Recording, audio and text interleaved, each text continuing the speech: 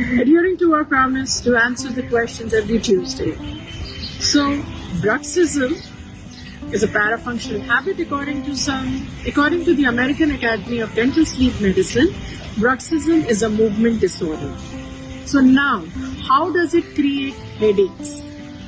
Bruxism में your teeth are moving and rubbing against each other because of the hyperactivity of the muscles.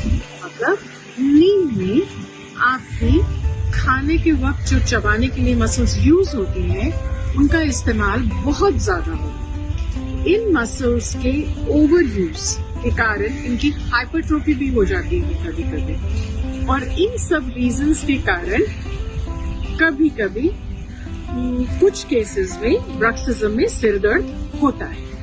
तो अगर आपको ऐसे doubts हैं और लगता है तो please meet your nearest orofacial pain doctor.